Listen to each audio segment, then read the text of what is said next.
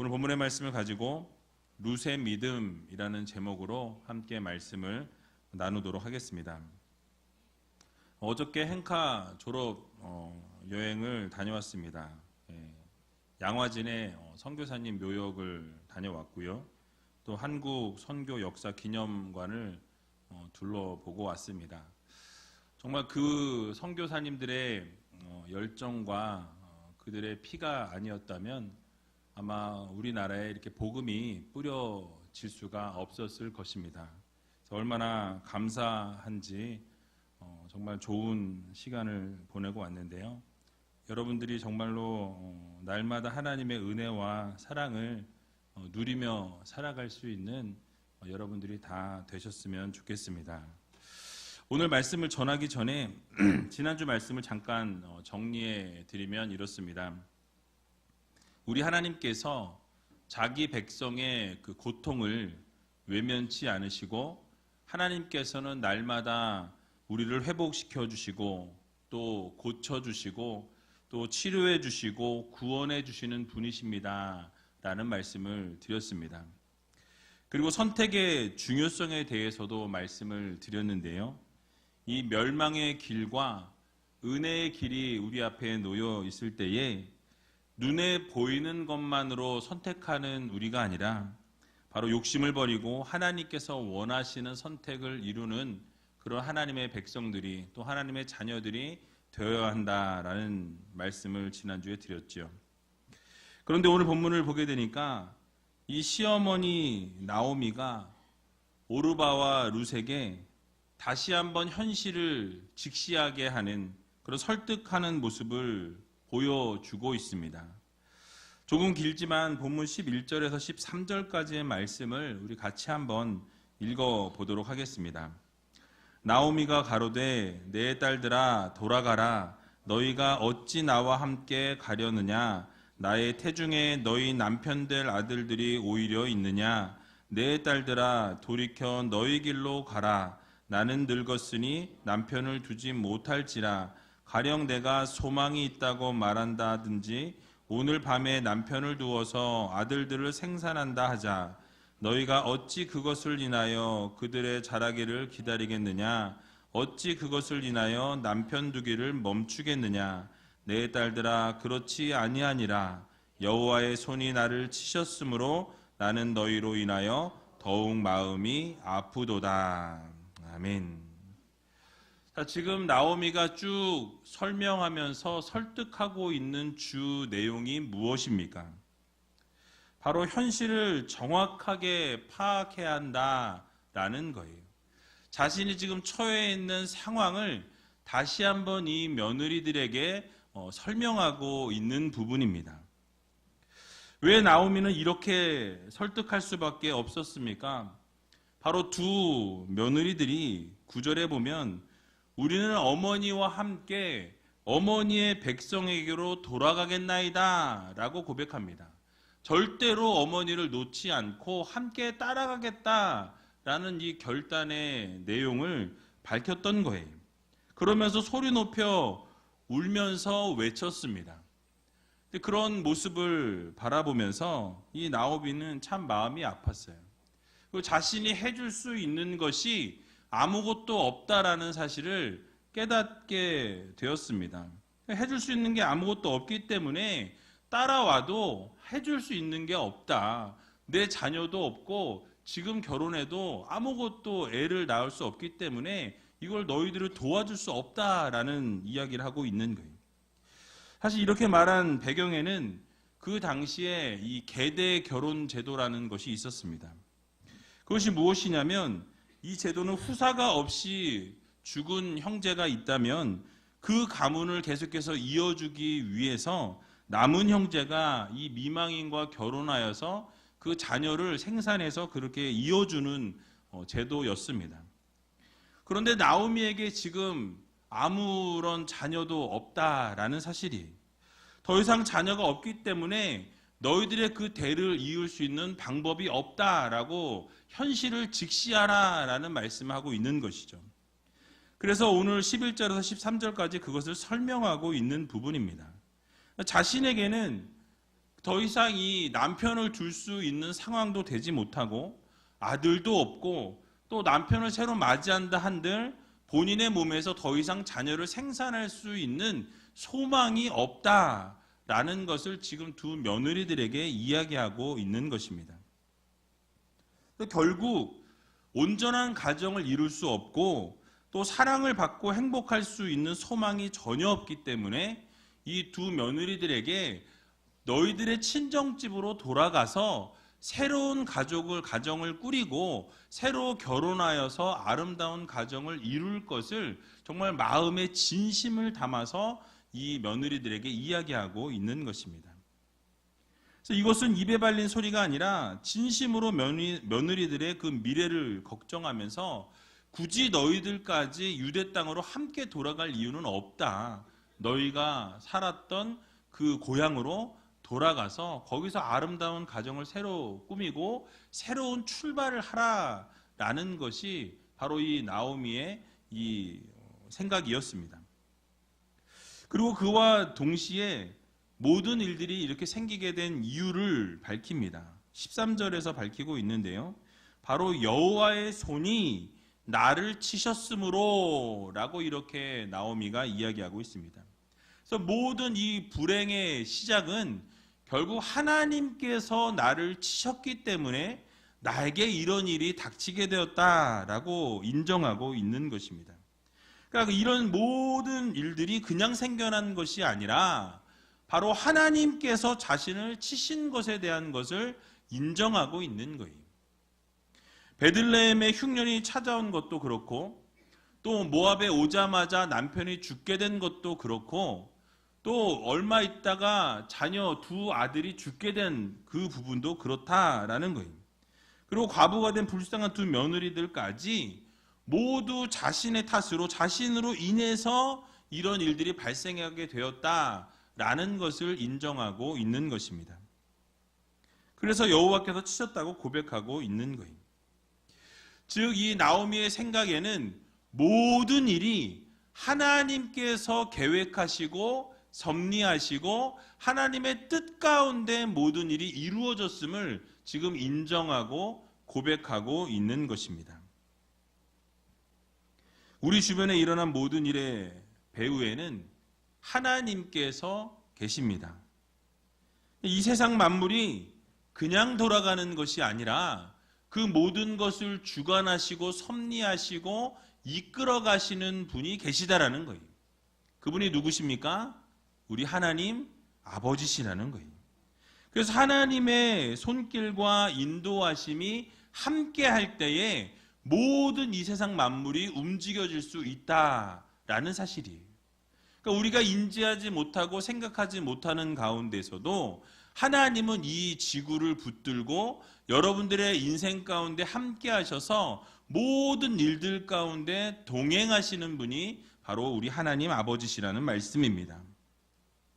심지어는 이 사탄의 역사까지도 이 사단의 역사로 찾아온 고난일지라도 그것 역시 하나님의 계획과 섭리 안에 있다라는 말씀을 드리기 원합니다. 요즘 새벽 기도 때 욥기 말씀을 보고 있는데요. 욥에게 닥친 그 고난도 우연히 일어난 고난이 아니라는 것입니다. 욥에게 일어났던 모든 고난도 하나님의 허락하심 안에서 이루어진 일이었다라는 말씀이. 그러므로 우리의 삶 속에 모든 부분들이 하나님의 관계 없이 일어나는 일은 없다라는 말씀이에요. 바로 모든 것이 하나님과 관계가 되어져 있다라는 사실입니다. 그래서 우리가 이 세상을 살아가면서 모든 일의 주관자가 되신 분은 바로 하나님이시다라는 것을 우리가 인정하게 될 때에 바로 이 세상을 바라보고 우리가 결정하고 움직이고 또 우리의 모든 대처하는 태도도 달라질 수 있다라는 사실입니다. 무슨 말이냐면 바로 문제가 일어난 배후에 하나님이 계시다면 그 문제를 해결하실 분도 누구십니까? 하나님이시라는 거예요. 그러니까 하나님께서 모든 것들을 주관하시고 이끄시고 인도하시기 때문에 어려운 고통이 왔고 환난이 왔고 힘든 상황 가운데 놓였을지라도 그것이 하나님의 계획과 뜻 가운데 있다라고 한다면 그 모든 것도 해결하실 분은 누구십니까? 전능하신 하나님이시라는 이 사실을 여러분 믿으시기 바랍니다. 그러므로 우리 모두는 겉으로 드러난 사건에 우리가 집중하기보다는 그 뒤에서 그 배후에서 역사하시고 인도하시고 날마다 섭리하시고 붙드시는 그 하나님을 여러분 믿으시기 바랍니다. 그래서 그 하나님을 바라보고 주목할 줄 아는 믿음이 필요하다라는 말씀이 사실 이 룻기서에 흐르고 있는 전체 주제가 있습니다. 그 전체 주제는 무엇이냐면 바로 하나님의 주권이에요. 모든 것이 하나님의 주권 가운데 있다라는 말씀이죠. 그러니까 하나님의 손에 달려 있다라는 것입니다. 나오미가 고백한 것처럼 여호와 하나님의 계획과 뜻 안에서 모든 것이 이루어졌다라는 말씀이에요. 자, 그렇다면 그런 어려움과 고난이 찾아왔을 때 과연 우리는 어떻게 해야 합니까? 우리의 삶 가운데 정말 고난이 찾아오고 힘든 일들이 찾아왔을 때 우리는 무엇을 해야 하냐라는 거예요. 하나님의 주권과 하나님의 뜻에 의해서 이루어진 것이기 때문에 우리는 하나님께 끊임없이 물어야 한다라는 것입니다. 왜 이런 일이 발생한 것인지, 왜 이런 어려움이 나에게 찾아왔는지, 왜 어떤 이유로 이런 고난이 찾아왔는지 하나님 앞에 묻고 또 물어야 한다라는 거예요. 고난 가운데에서 결국 우리가 해야 될 것은 무엇입니까? 바로 하나님의 뜻을 발견할 수 있는 믿음의 성도들이 되시기 바랍니다. 그래서 예레미야 29장 11절을 보게 되면요, 이렇게 말씀합니다. 우리 같이 한번 읽어보겠습니다. 나 여호와가 말하노라. 너희를 향한 나의 생각은 내가 아나니 재앙이 아니라 곧 평안이요 너희 장래에 소망을 주려 하는 생각이라. 아멘. 하나님의 생각과 뜻은 우리를 향해서 재앙이 아니고 평안이라고 말씀하십니다. 하나님이 여러분들을 향하여서 늘 생각하고 계신 것은 평안을 주시기 원하시는 하나님이시라는 거예요. 여러분들의 삶 가운데 행복을 전해주기 원하시는 분이 우리 하나님 아버지시라는 것입니다. 결국 우리들 가운데 우리의 장래 가운데 우리의 미래 가운데 소망을 주시기 원하시는 분도 우리 하나님 아버지시다라는 사실이에요. 그러나 그럼에도 불구하고 때로는 우리의 삶 가운데 하나님이 고난을 허락해 주실 때가 있습니다. 어려움을 주실 때가 있더라는 거예요. 징계의 채찍을 드실 때가 있습니다. 여러분, 이유가 무엇입니까? 그것은 바로 사랑의 매라는 거예요. 우리가 잘못된 길을 걸어가고자 할 때에 하나님께서 너무나 사랑하셔서 그 길을 걸어가지 못하도록 때로는 징계하시고 때로는 고난과 어려움을 하나님의 뜻과 계획과 섭리 안에서 그것을 허락해 주신다라는 말씀이에요. 그래서 히브리서 12장 6절의 말씀을 보게 되니까 주께서 그 사랑하시는 자를 징계하시고 그의 받으시는 아들마다 채찍질 하심이니라 하였으니 라고 말씀하죠. 여러분, 무엇입니까? 하나님께서 사랑하시기 때문에 징계하시는 것입니다. 그냥 두면 더 큰 문제가 생기게 되고 그냥 두게 되면 혹시 낭떠러지로 떨어질 것 같은 위기 가운데 놓여 있을 때 채찍을 때려서라도 하나님으로 돌이키게 할 수 있도록, 하나님을 바라볼 수 있도록, 하나님 앞에 회개하며 나올 수 있도록 때로는 우리를 징계하시고 사랑의 매를 대신다라는 말씀이죠. 여러분, 하지만 사랑의 매 어떻습니까? 맞아보신 분은 아실 거예요. 아픕니다. 사랑의 매라도 힘들어요. 고통스럽습니다. 괴롭습니다. 근데 그럼에도 불구하고 하나님께서 우리들에게 사랑의 매를 허락해 주시는 이유는 바로 당신의 자녀가 바른 길을 걷도록 고통을 허락해 주시는 하나님이시다라는 말씀이죠. 하지만 그렇게 사랑의 매를 맞을 때 그럼 우리는 어떻게 해야 합니까? 바로 하나님 앞에 그 이유를 물어야 한다라는 거예요. 하나님, 이유가 무엇입니까? 어찌하여 내가 이렇게 고통을 당하고 있는 것입니까? 왜 이런 어려움을 나에게 주시는 것입니까? 도대체 무엇 때문에 내가 이렇게 힘들어야 합니까? 라는 것을 물어야 해요. 또 그것뿐만 아니라 그런 상황 가운데 놓여 있을 때 하나님 앞에 아프면 아프다고, 힘들면 힘들다고, 정말 모든 것을 포기하고 싶으면 포기하고 싶다고 하나님 앞에 그렇게 고백하는 그런 삶을 우리가 살아가야 한다라는 것입니다.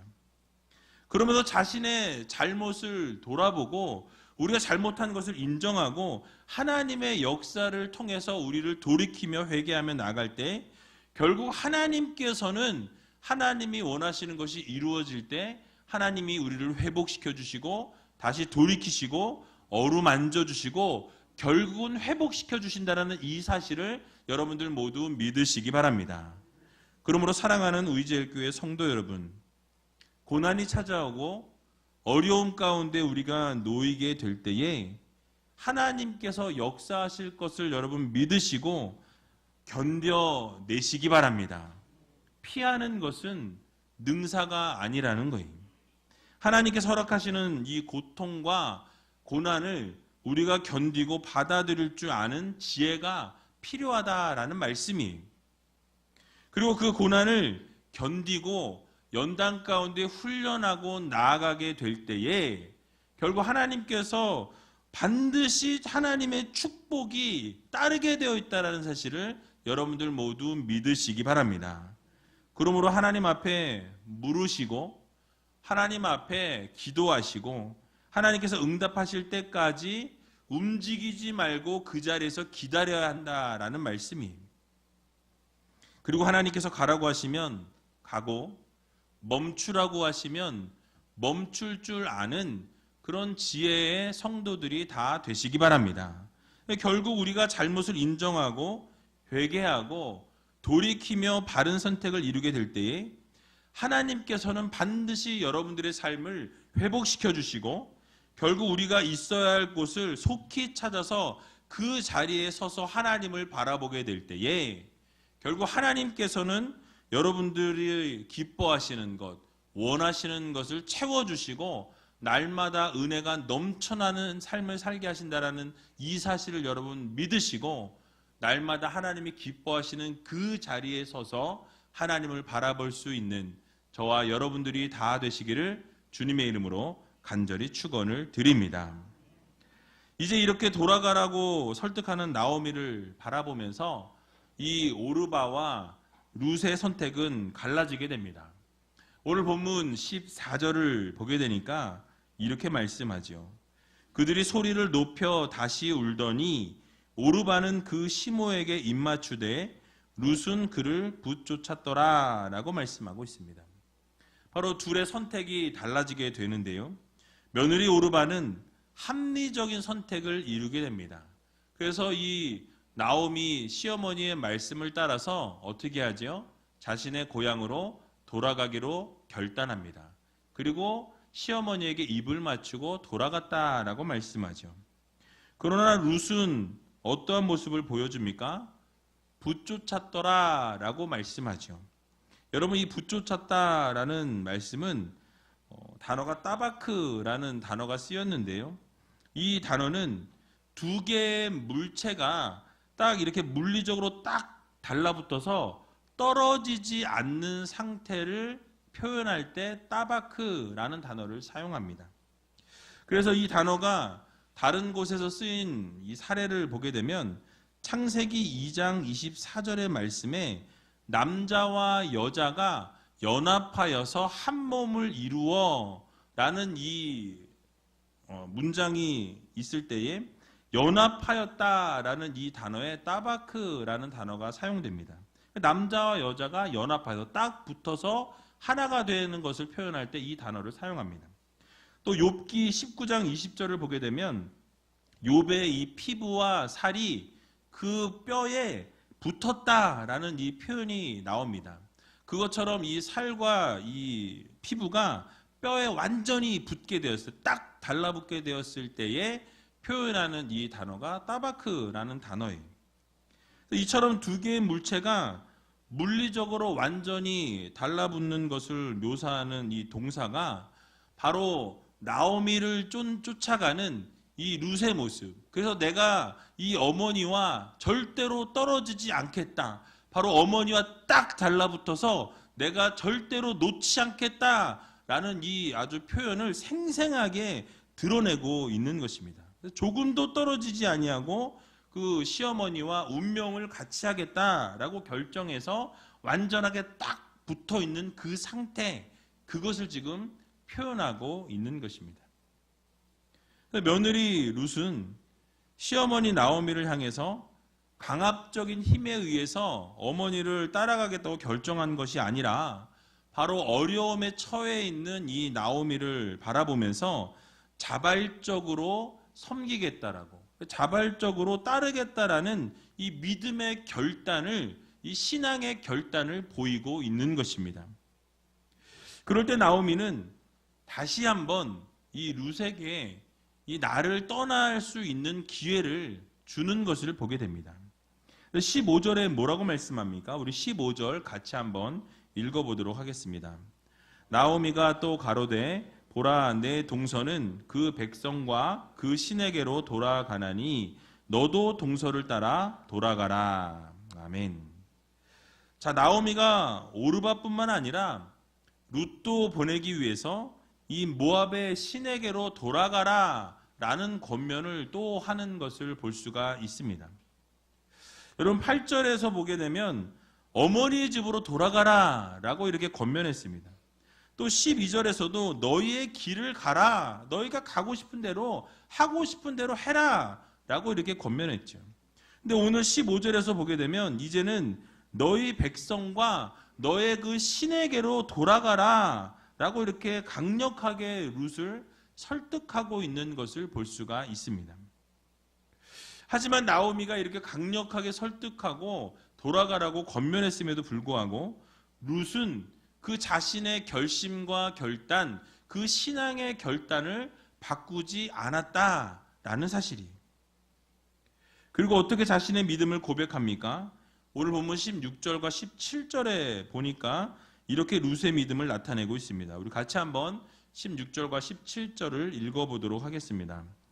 룻이 가로되 나로 어머니를 떠나며 어머니를 따르지 말고 돌아가라 강권하지 마옵소서. 어머니께서 가시는 곳에 나도 가고 어머니께서 유숙하시는 곳에서 나도 유숙하겠나이다.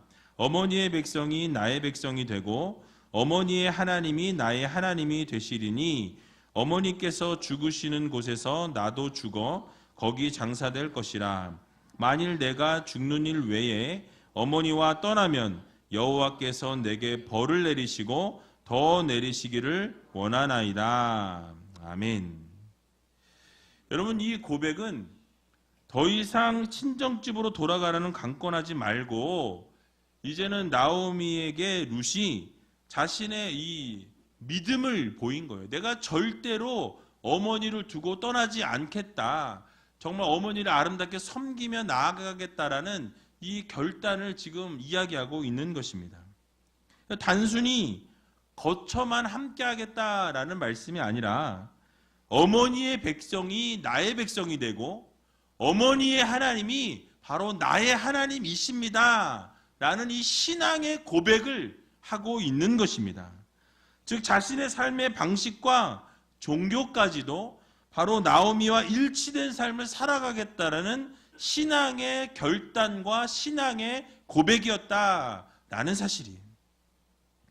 그래서 이제는 자신이 섬겼던 모압의 그 그모스 신도 버리겠다라는 결단의 말씀이, 그리고 여호와 하나님만 섬기겠다라는 믿음의 고백을 하고 있는 것입니다.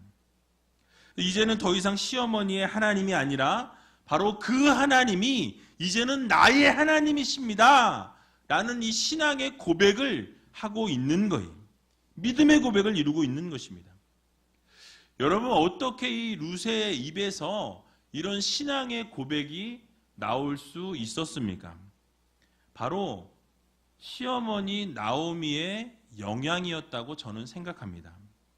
힘들고 어려운 순간을 지날 때에 믿음이 흔들리지 아니하고 어머니 나오미가 끝까지 신앙을 지키며 하나님을 바라보는 그 모습을 이 며느리가 보면서 이 신앙의 결단을 이루게 되었다라는 사실이에요. 힘들고 어려운 순간 가운데서도 믿음이 흔들리지 아니하고 하나님만 바라보고 하나님만 구하고 하나님께만 나아가는 그 어머니의 모습을 바라보면서 바로 이 두 며느리에게 선한 영향력을 끼쳤을 것이라고 저는 생각합니다. 그리고 바른 믿음을 전수해 주었을 것입니다. 결국 이런 영향력을 통해서 이 영향을 받게 된 룻은 결국 나오미의 신앙을 그대로 물려받게 되었다라는 사실이에요. 그래서 이 믿음의 고백을 할 수 있었던 것입니다. 여러분, 우리도 이렇게 믿음의 선한 영향력을 끼칠 수 있는 믿음의 선배들이 되어야 합니다. 룻도 아마 처음에 시집을 갔을 때에는 전혀 하나님이 누구신지 몰랐을 거예요.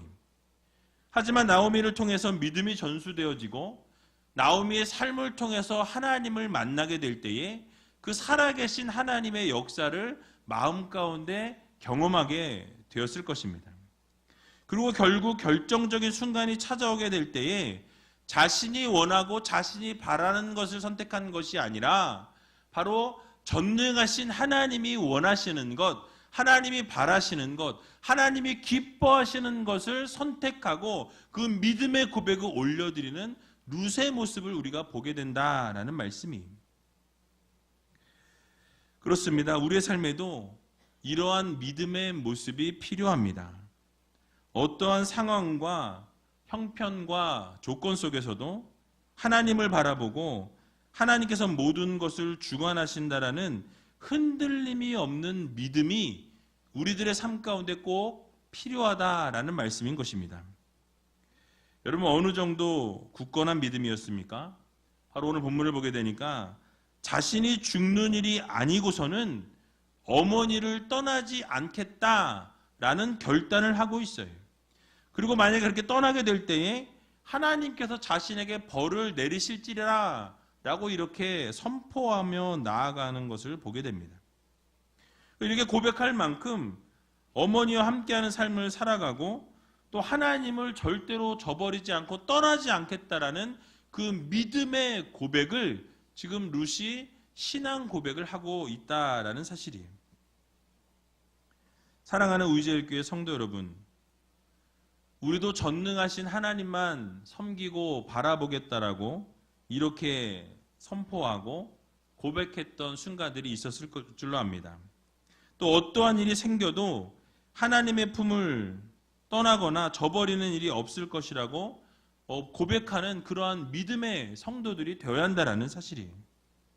그리고 하나님께서 우리의 삶을 이끌어 가신다는 이 사실을 믿으시고 여러분들의 삶을 하나님 앞에 내어 맡기시고 정말 하나님 앞에 온전한 삶을 올려드릴 때에 하나님께서 반드시 여러분들의 삶을 책임져 주시고 여러분들의 믿음을 보시고 여러분들의 모든 문제를 해결해 주신다라는 이 사실을 여러분 모두 기억하셔서 날마다 이 룻의 신앙 고백처럼 정말 하나님 앞에 우리의 모든 것을 올려드리고 하나님 기뻐하실 일들을 감당하며 살아가겠다라는 그 믿음의 결단, 이 신앙의 고백을 날마다 올려드릴 수 있는 저와 여러분들이 다 되시기를 주님의 이름으로 간절히 축원을 드립니다.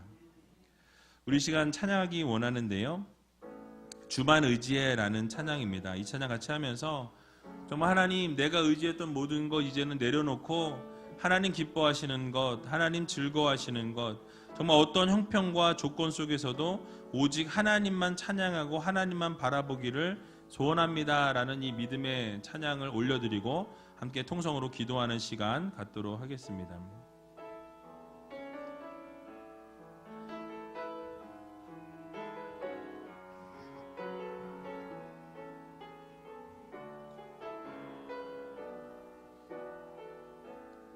의지했던 모든 것, 의지했던 모든 것 변해가고 억울한 마음은 거짓 부끄럼 없이 살고 싶은 맘 주님 아시네. 모든 일을 선으로 모든 일을 선으로 이겨내고 죄의 유혹을 따르지 않네. 나를 구원하신 영원한 그 사랑 그 신근에 날 붙드시네. 주어진 내 삶이 주어진 내 삶이 작게만 보여도 선하신 주 나를 이끄신 보내. 중심을 보시는 주님만 다르네. 날 택하신 주만 의지해. 보이는 상황에 무너질지라도 예수는 여기 나를 붙드네. 보이지 않아도 주님만 따르네. 내 평생 주님을 노래하리라. 주어진 내 삶이 주어진 내 삶이 작게만 보여도 선하신 주 나를 이끄신 보내. 중심을 보시는 주님만 따르네. 날 택하신 주만 의지해. 보이는 상황에 무너질지라도 예수는 여기 나를 붙드네. 보이지 않아도 주님만 다르네. 내 평생 주님을 노래